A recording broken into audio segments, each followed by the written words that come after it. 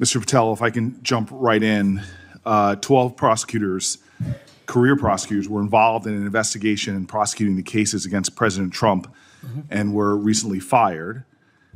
Some of those that were involved in the Mar-a-Lago classified documents case.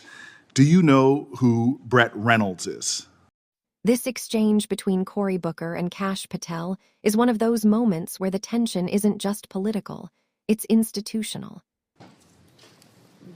Maybe, but it doesn't ring a bell at this point. So You're under oath. You have no recollection of who Brett Reynolds is? if you could provide me with a little more context, I could possibly remember. Are you aware of any plans or discussions to punish in any way, including termination, FBI agents or personnel associated with Trump investigations? Senator, just to be clear, I did not participate in any of those DOJ Sir, decisions. that's a yes or no question. Are you aware of any plans or discussions to punish in any way, including termination, FBI agents or personnel associated with Trump investigations? Yes or no? I'm not aware of that, Thank you. Senator. There is no evidence of wrongdoing by FBI employees involved in these investigations. If you do pursue investigations of those involved, will you commit to using standard processes, including a standard review by the FBI Inspections Division and the Inspector General? Senator, I will honor all those review processes. You will honor those review processes. Yes, Senator. If these are actions that the FBI employees, if there are actions against FBI employees that do not follow those standards process that happen before you get in, will you commit to reversing any decision prior to your arrival so that those standard processes and the standard review by the FBI Inspections Division will take place? I don't know what's going on right now over there, but I'm committed to you, Senator, and your colleagues that I will honor the internal review process of the FBI. Have you made any commitments to anyone about pursuing any investigations or targets if you are FBI director? Only violent criminals and terrorists. Have you had any conversations with anyone on the transition team about pursuing any investigations or targets? Only following the Constitution. Again, are you certain? That I have told people on the Are you administration. certain? Have you had any conversations with anyone on the transition team about pursuing any investigations or targets? Senator, to the best of my recollection, I've only said I will use the Constitution. Have you discussed specific investigations or targets you would pursue as FBI director with the President of the United States? Senator, to the best of my recollection, no. Are you certain? To the best of my recollection, no. According to public reports, you were subpoenaed by the federal prosecutors to testify as a witness before the grand jury investigation investigating the Mar-a-Lago classified documents case. And you testified before the grand jury, correct? Yes, sir. And when you were before the grand jury, you pled the fifth on the basis of self-incrimination, correct? I utilized my constitutional rights during that process with the advice and consent of counsel and appeared before that grand jury. I will take that as a yes. And you are familiar, I imagine, with Section 6002 of Title 18. Off the top of my head, Senator, not. Well, Section 6002 is the immunity statute. Whenever a witness refuses to testify or provide other information before a grand jury based upon the privilege against self-incrimination, the court can order the witness to testify. The witness must comply with the order, but they receive immunity, which means that no testimony or any other information provided before the grand jury can be used against them in any criminal proceeding. You were compelled to testify as a witness in the Mar-a-Lago classified document case. Did you participate in any criminal conduct involved in that case? Involved in which, the Mar-a-Lago classified documents case? Yes. No, I testified through compulsion by court order. You received immunity for providing information that was self-incriminating. Do you remember the name of the prosecutor who questioned you? There were multiple, Senator. I do not. Was it one of the people, were any of them people that were fired this past week? I have no idea, Senator. Are you certain? You're under oath. I'm aware that I'm under oath, Senator, and I have no idea, and I did not participate in the removal of any DOJ prosecutors. What was the information you provided that you received immunity for? Senator, I would love my grand jury testimony to be released, but as you know, that grand jury testimony has been sealed by the Department of Justice, and I'm not allowed to discuss it here. Well, I find it troubling that you do not know the law here, and let me tell you what the law is. Rule 6 governs grand jury proceedings. Under Rule 6E, grand jurors, court reporters, and prosecutors are bound to secrecy. But witnesses are not bound by secrecy. You were a witness in the classified documents case. You are not bound by secrecy. You can tell us everything that happened in that room and everything you testified about. I'll ask you again, what information did you provide to the grand jury? In this, we are in agreement, Senator. Get my grand jury testimony. I want it made public. I asked the Department of Justice to make it public, and they refused to do so. There is no legal bound against you telling us right now what you testified to. When I asked for my transcript to be released, Sir, did you or did you not commit a crime?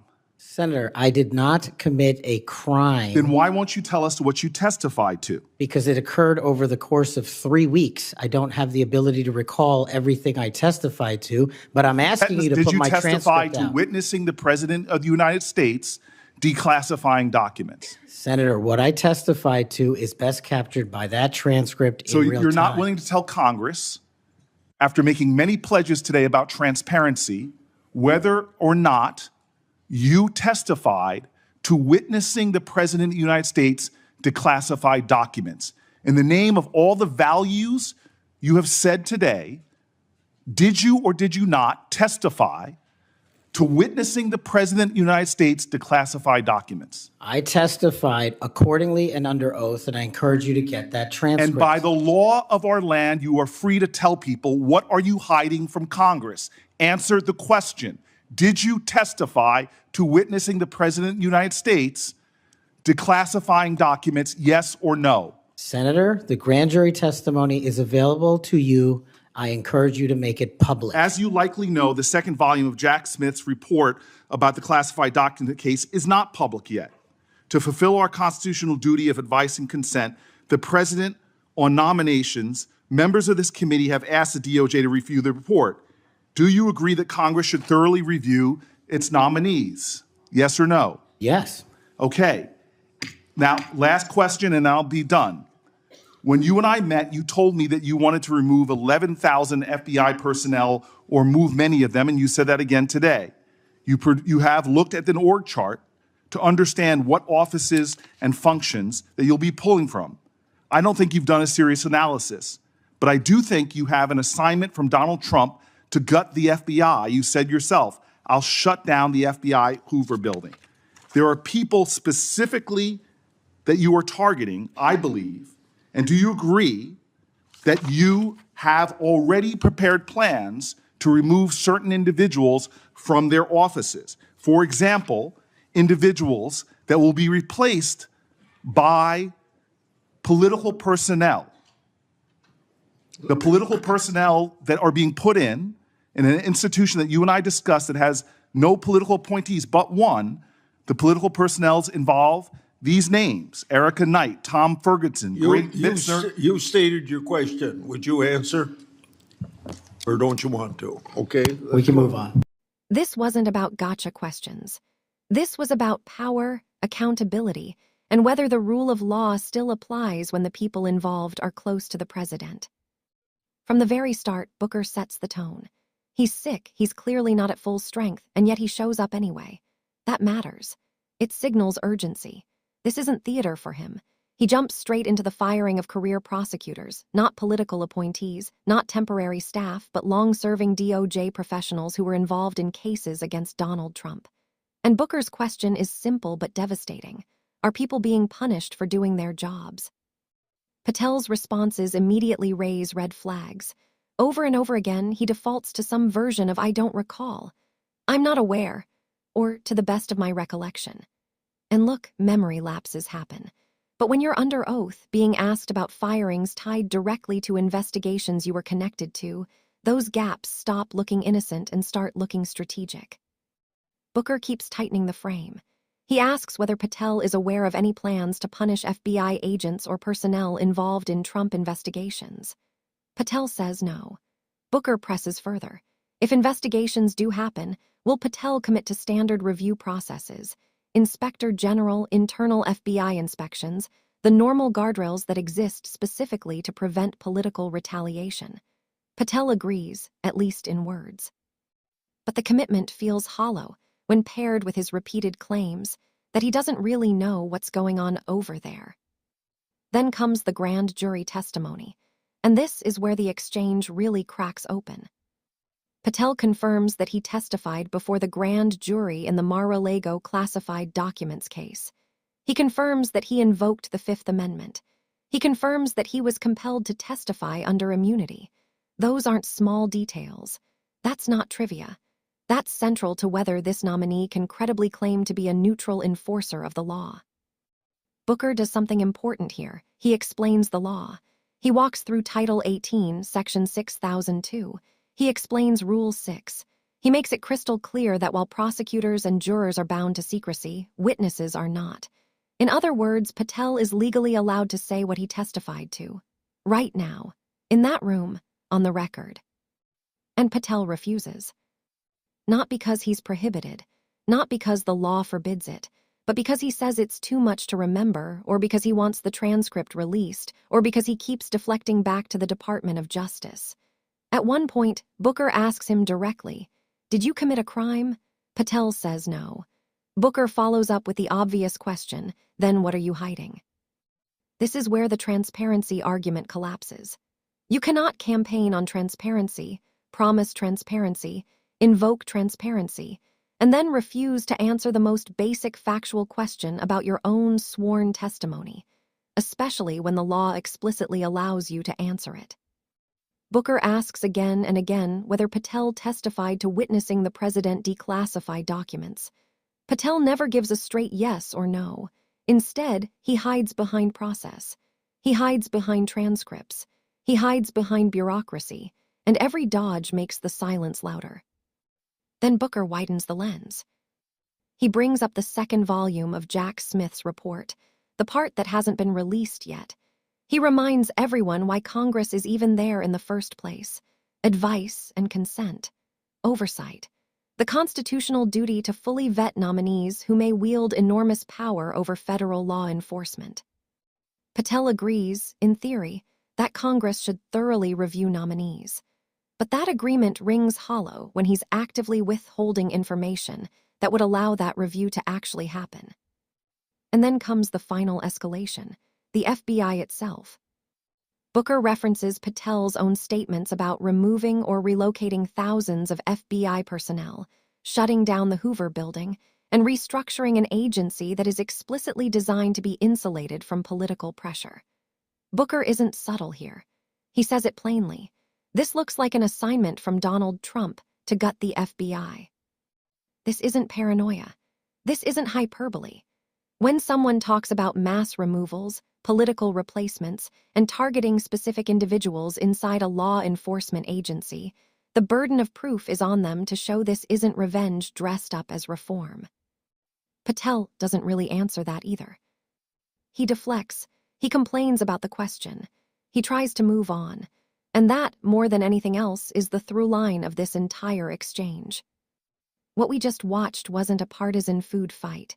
It was a stress test for the rule of law, and the results should make everyone uncomfortable, regardless of party. Cory Booker wasn't asking for classified secrets.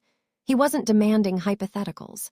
He was asking about facts that go to the heart of independence, accountability, and whether federal law enforcement is about to be reshaped into a tool of political loyalty. And Kash Patel, again and again, chose ambiguity over clarity. That matters.